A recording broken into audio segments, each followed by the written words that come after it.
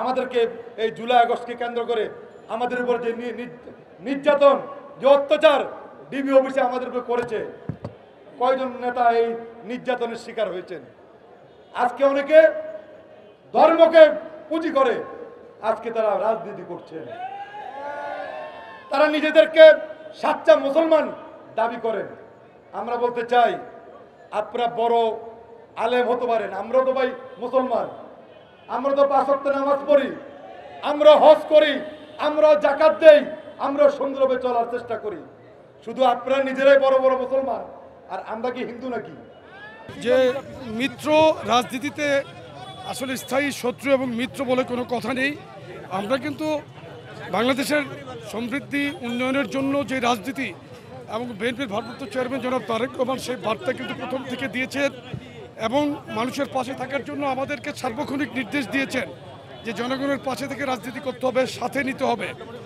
এবং আপনি দেখেন যে বিএনপির ভারপ্রাপ্ত চেয়ারম্যান জনাব তারেক রহমান প্রথম দিন থেকে কিন্তু অন্তর্ভুক্ত সরকারকে, ডক্টর ইউনূসের সরকারকে কিন্তু সহযোগিতা করার কথা বলেছেন এবং আমরা এখনও পর্যন্ত সহযোগিতামূলক মনোভাব নিয়েই কিন্তু কাজ করছি। কিন্তু সদ্য ভূমিষ্ঠ একটি রাজনৈতিক দল এখনও যাদের নিবন্ধন হয় নাই, তারা যেই ধরনের অপরিণামদর্শী আচরণ করছে এবং আপনার কল্পনার ফানুস উড়িয়ে যে প্রোগ্রামগুলো করতে চায়, আসলে রাজনীতি কিন্তু অনেক সহজ একটি ব্যাপার না, অনেক জটিল একটি ব্যাপার। আমি মনে করি পরিমিত বুদ্ধিমত্তাকে ব্যবহার করে রাজনৈতিক কর্মসূচি দেওয়ার ক্ষেত্রে এনসিপিকে আরও সাবধানতা অবলম্বন করা উচিত। বান্ডেল থাকলে প্রতি সেনমানিতে টাকা বাঁচবে। বিকাশ সেনমানি বান্ডেল কিনে জিতুন প্রতি লেনদেনে। নির্বাচন চেয়েছিলাম এবং জাতীয় সরকার গঠনের কথাও কিন্তু আমাদের ভারপ্রাপ্ত চেয়ারম্যান বলেছেন।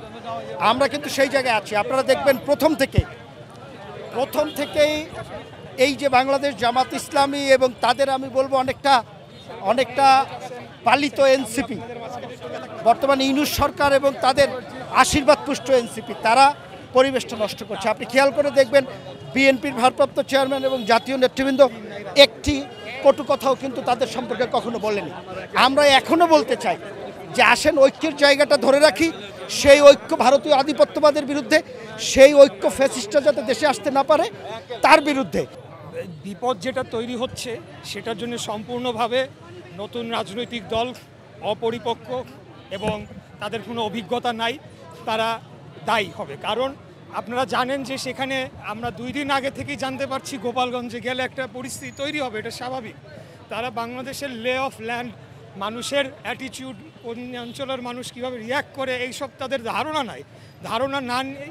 তারা যখন দেখলো পরিস্থিতি উত্তপ্ত, তারপরে তারা সেটিকে আরও উত্তপ্ত করলো এবং এমনও খবর রটানো হলো যে সেখানে শেখ মুজিবুর রহমানের সমাধিস্থল ভাঙা হবে।